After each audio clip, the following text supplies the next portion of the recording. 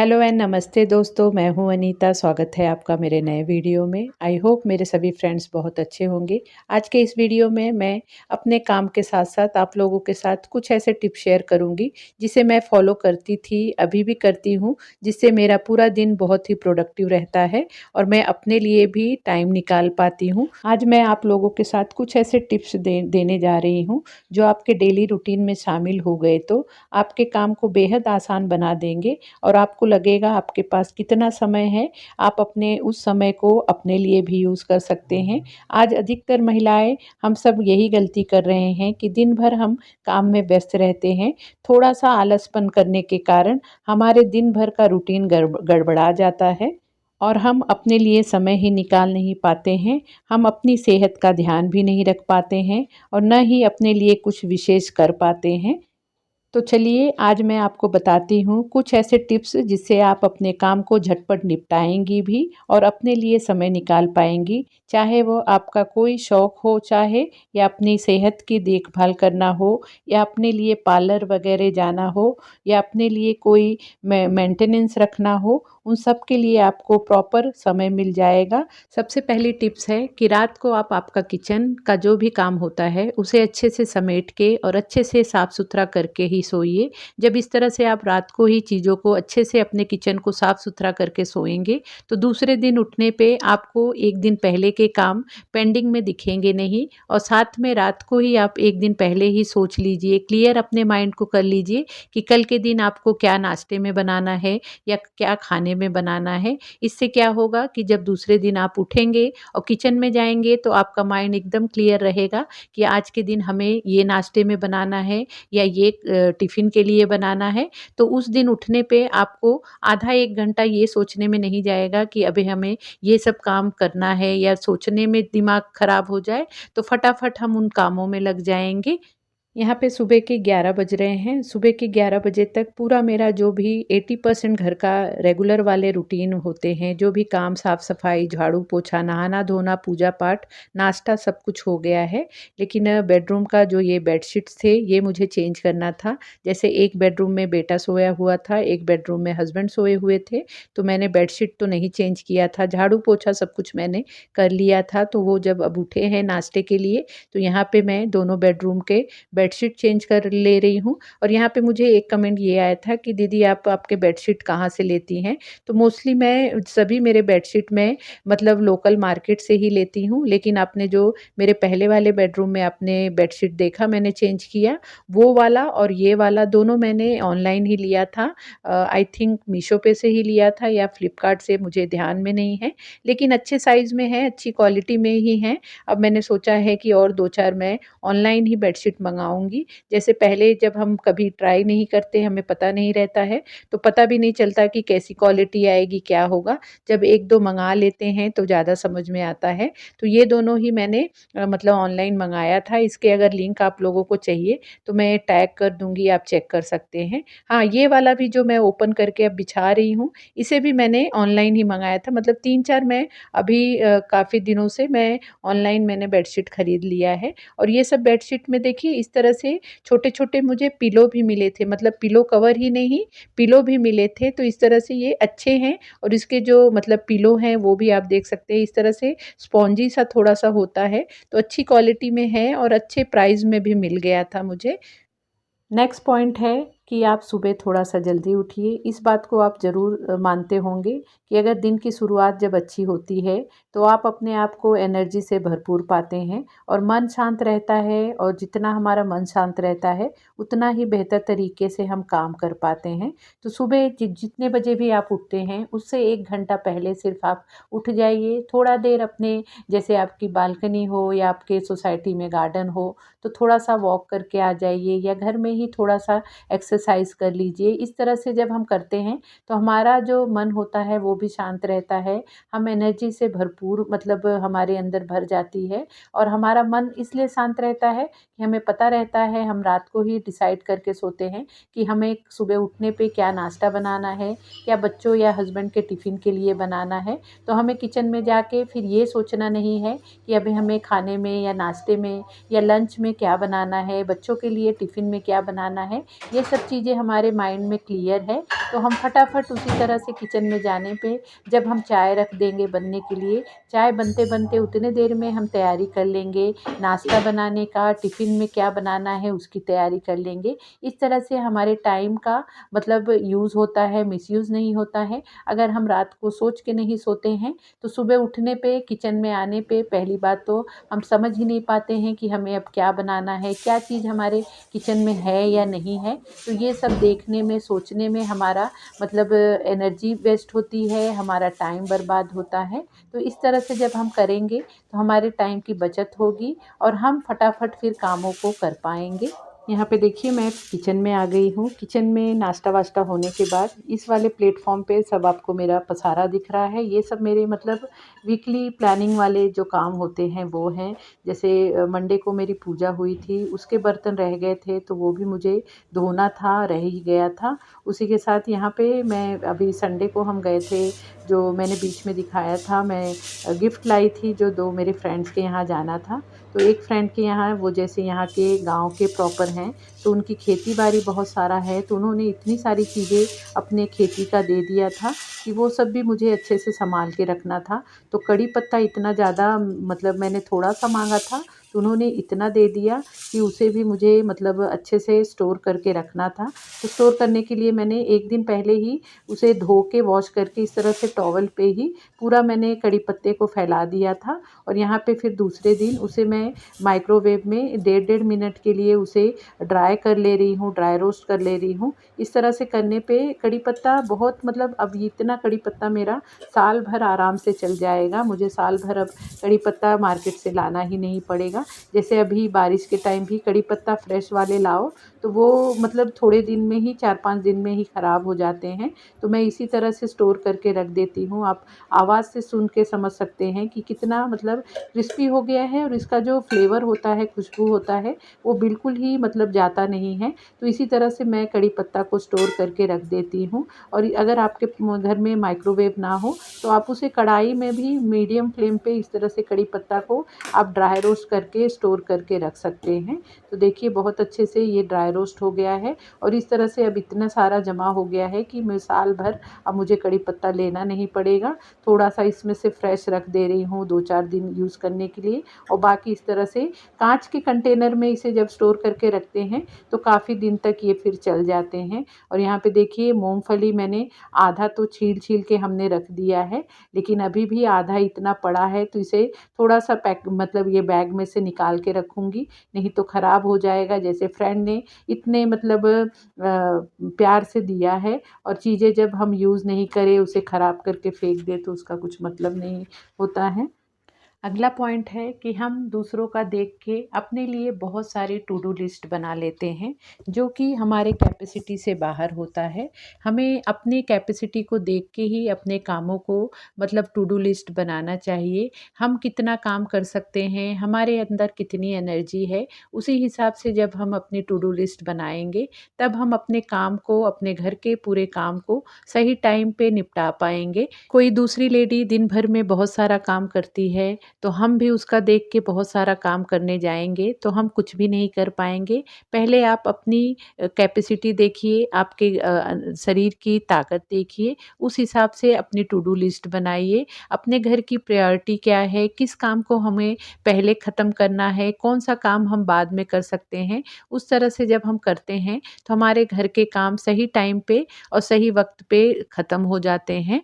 अगला पॉइंट है, अपने फ़ोन में सोशल मीडिया ऐप के लिए एक फ़िक्स टाइम सेट करो। दिन में 30 मिनट या 1 घंटा, बस उतना ही। उस वक्त में सिर्फ उन लोगों का कंटेंट देखो जो आपको मोटिवेट करता हो, ना कि गिल्ट या प्रेशर में देता हो। अगर किसी की वीडियो देखने के बाद आपका मन दुखी हो जाता है या खुद में घिन सी होने लगती है तो समझ लीजिए वो कंटेंट आपके लिए नहीं है। हम लेडीज़ों की ऐसी आदत हो गई है कि हम सोशल मीडिया इतना ज़्यादा आजकल ट्रेंड में चल रहा है कि हम पूरे दिन उसमें अगर बैठे रहें तो दिन का पता ही नहीं चलता है। अगर हम इंस्टाग्राम पे रील देखने लगते हैं तो आपने खुद भी नोटिस किया होगा कि 2 रील देखे, 4 रील रील देखे इतना ज़्यादा हम उसमें खो जाते हैं कि कहाँ मतलब घंटों निकल जाते हैं, हमें पता ही नहीं चलता है। तो एक हमें टाइम लिमिट सेट करना चाहिए कि जिसके बाद हम फिर अपने घर के कामों में या अपने लिए टाइम निकाल पाएँ। अगर इसी तरह से दिन भर हम सोशल मीडिया पे या फ़ोन लेके बैठे रहेंगे, तो हमारे घर के काम पूरे डिस्टर्ब हो जाएँगे और एक टाइम के बाद हम खुद थकान फ़ील करने लगते हैं। तो इसलिए हमें सोशल मीडिया के लिए एक टाइम ज़रूर फ़िक्स करना चाहिए। तो यहाँ देखिए मैंने जो मेरे मतलब पूजा के जो भी बर्तनें थे, उसे मैं इस तरह से ही पीताम्बरी से साफ़ करके ही रखती हूँ कि जब अगली बार मुझे पूजा के लिए इन सब बर्तनों की ज़रूरत पड़ती है, तो मुझे फिर से साफ़ करना नहीं पड़ता है। अच्छे से चमका के ही मैं बर्तनों को रखती हूँ। बहुत सारे घरों में मैंने देखा है कि भगवान जी के लिए जो भी पीतल के, तांबे के बर्तन वो खरीद तो लेते हैं, लेकिन वो इतने काले-काले रहते हैं कि बिल्कुल उस पे सफाई नहीं हुई रहती है।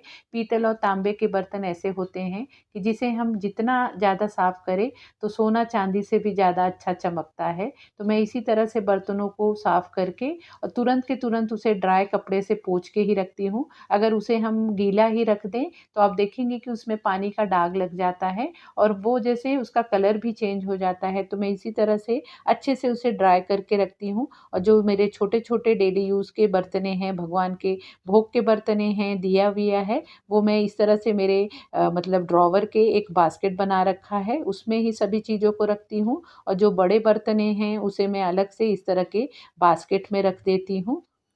घर के रेगुलर काम के सिवा आप रोज़ आपके किसी भी घर के एक कोने का आप ज़रूर ध्यान रखिए। ये मतलब हर एक दिन ऐसे अपने टाइम टेबल को शेड्यूल बना के रखिए कि 10 से 15 मिनट या आधा घंटा आप रोज़ आपके घर के किसी एक सेक्शन को देंगे। इस तरह से जब हम अपने घर के हर एक सेक्शन को हर एक दिन ऑर्गनाइज़ करते हैं, साफ़-सुथरा करते हैं, तो हमारे घर का हर एक हिस्सा, हर एक कोना हमेशा ऑर्गनाइज़ और साफ़-सुथरा बना रहता है। उसके लिए फिर हमें अलग से स्पेशल टाइम नहीं निकालना पड़ता है क्योंकि हम रोज़ के डेली रूटीन में ही हर एक हिस्से की रोज़ की रोज़ देखभाल करते रहते हैं। यहाँ पे देखिए आज मेरा पूरा मतलब टारगेट था मेरे किचन के ही बहुत सारे कामों को निपटाने का। तो यहाँ पे मेरी मसालदानी में जो उसका डब्बा था वो भी थोड़ा गंदा हो गया था, तो उसे मुझे साफ़ करना था। तो मसालदानी की जो कटोरियाँ होती हैं वो सही था, लेकिन उसके जो डब्बे हैं उसमें हाथ लग-लग के जैसे दाग लग जाता है, तो उसे मुझे साफ़ करना था। तो उसे ड्राई हो जाने के बाद उसमें इस तरह से मैं टिश्यू पेपर नीचे की तरफ बिछा देती हूँ। तो उसके बाद जो मसालों की कटोरियाँ होती हैं उसे रखती हूँ। इस तरह से नीचे की तरफ पेपर लगा देने की वजह से जो भी जैसे मसाले डालने के टाइम हम यूज़ करते हैं तब मसाले-वसाले थोड़े बहुत तो गिर जाते हैं।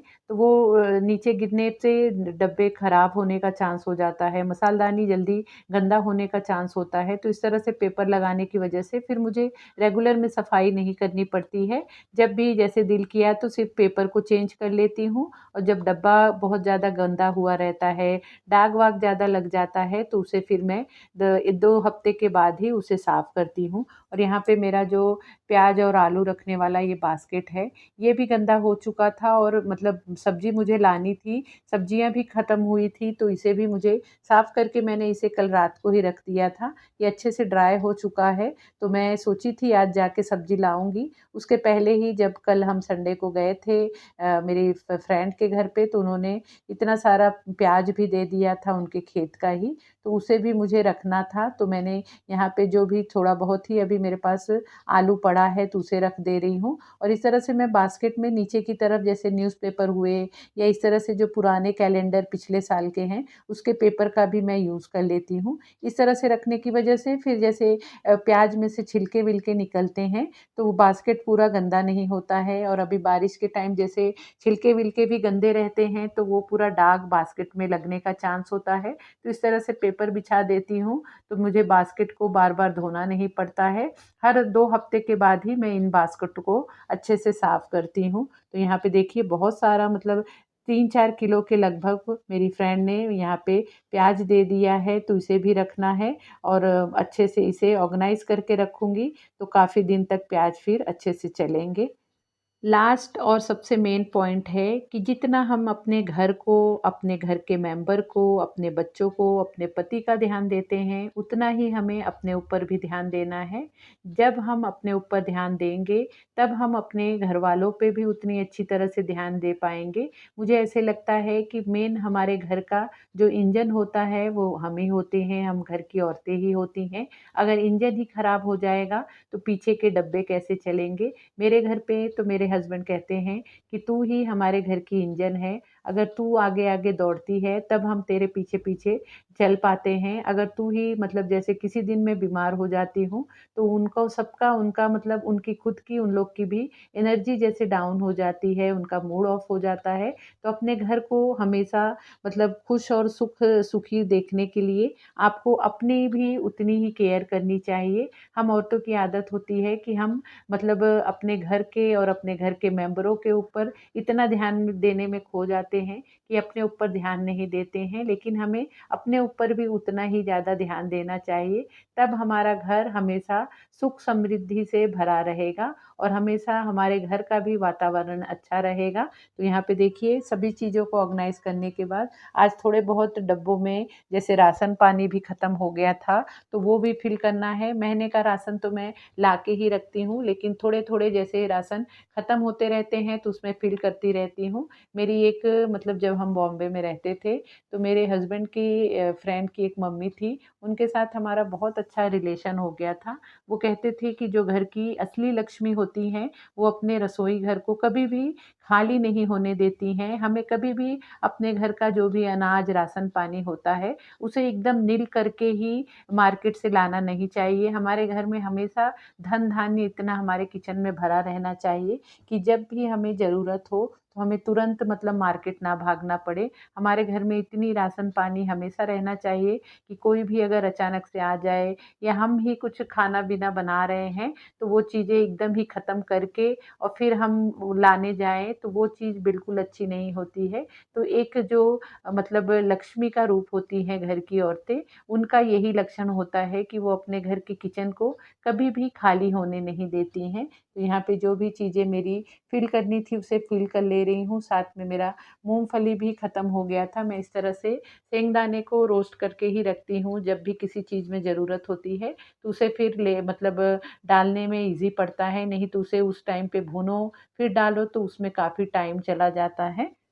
यहाँ पे देखिए बहुत सारा धनिया भी घर में आ गया था, फ्रेंड ने ही दे दिया था, तो मैंने सोचा इसे ख़राब होने से पहले कुछ उसका यूज़ कर डालती हूँ। तो हमारे महाराष्ट्र में यह बहुत ही फ़ेमस एक रेसिपी है, आपने सुना होगा या खाया भी होगा, कोतंबीर वड़ी कहते हैं, मतलब धनिया की पकोड़े जैसा बनाते हैं, तो वही मैं आज आप लोगों के साथ शेयर करूँगी। तो उसके लिए यहाँ पे धनिया को बहुत अच्छे से धो के मैंने इसे बारीक सा कट कर लिया है। इसमें मतलब 4 चम्मच के करीब मैं बेसन डाल रही हूँ और उसी के साथ 2 चम्मच चावल का आटा डाल रही हूँ। बहुत ही क्रिस्पी फिर ये कोतंबीर वड़ी बनती है।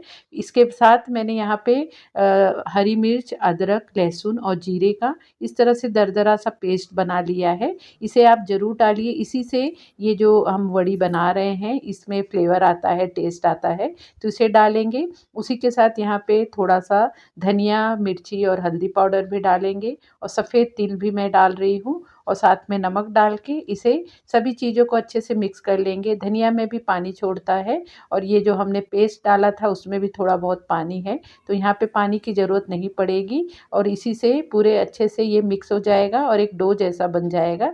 देखिए ये इस तरह से मैंने इसे डो जैसा बना लिया है। अब इसे हम इस तरह से मैं रोल कर ले रही हूँ। इसे आप ऐसे स्टीम करने के लिए आप जैसे प्लेट होता है, अपना ढोकले वाला प्लेट होता है, उस पे भी आप फैला के इसे स्टीम कर सकते हैं। लेकिन यहाँ पे मैं रोल करके बना रही हूँ, 2 टाइप से बनता है, तो मैं यहाँ पे रोल करके बना रही हूँ। 3 रोल मैंने इस तरह से डिवाइड करके 3 रोल बना लिया है। अब यहाँ पे मैंने स्टीमर पे पानी रख दिया था, जो मैंने इडली कुकर लिया था, उसी में मैंने पानी डाल दिया था और वो अच्छे से गर्म हो गया है। तो यहाँ पे एक मैंने ये वाला जो होल वाला स्टीमर वाला जो प्लेट है उसमें मैंने थोड़ा सा ऑयल से कोटिंग कर दिया है, उस पे इस रोल को रख देंगे और इसे ढक ढक के मीडियम फ्लेम पे 10 से 15 मिनट स्टीम होने देंगे। 10 से 15 मिनट के बाद देखिए ये अच्छे से स्टीम हो गया है। इसे इस तरह से मतलब कुछ भी आप नाइफ हुआ या फोक हुआ डाल के देखेंगे तो बिल्कुल उसमें जैसे पेस्ट चिपक के नहीं आ रहा है।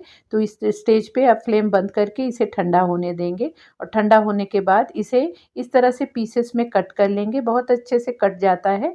फिर इसे हम सैलो फ्राई करेंगे। आप इस तरह से बना के इसे फ्रिज में भी रख दें और जब आपको खाना हो तो इसे आप सैलो फ्राई करके खा सकते हैं या ऐसे ही स्टीम किया हुआ भी खाएंगे तब भी बहुत अच्छा लगता है। लेकिन थोड़ा सा इस तरह से सैलो फ्राई करने पे ज़्यादा क्रिस्पी और करारे हमारे ये कोतंबीर वड़ी बन जाती है। तो यहाँ पे थोड़ा सा मैंने फ्राई पैन में तेल डाल दिया है और इसे जो हमने पीसेस किया है इसे इस तरह से डाल के अलट पलट के फ्राई करेंगे तो बहुत टेस्टी सा ये कोतंबीर वड़ी बनती है। अगर आपके भी घर में जैसे धनिया कभी ज़्यादा आ जाता है, ख़राब होने का चांस हो जाता है तो इस रेसिपी को आप ज़रूर ट्राई कर सकते हैं। सो फ्रेंड ये था मेरा आज का वीडियो। आई होप आपको वीडियो अच्छी लगी होगी, आपको पसंद आई होगी। वीडियो कैसी लगी प्लीज़ कमेंट करके ज़रूर बताना। वीडियो अच्छी लगी हो तो वीडियो को लाइक शेयर भी ज़रूर करना और अगर आप मेरे चैनल पे पहली बार आए हैं, मुझे पहली बार देख रहे हैं तो चैनल को भी ज़रूर सब्सक्राइब कर लेना। तो मिलते हैं फिर नए वीडियो में। Bye bye.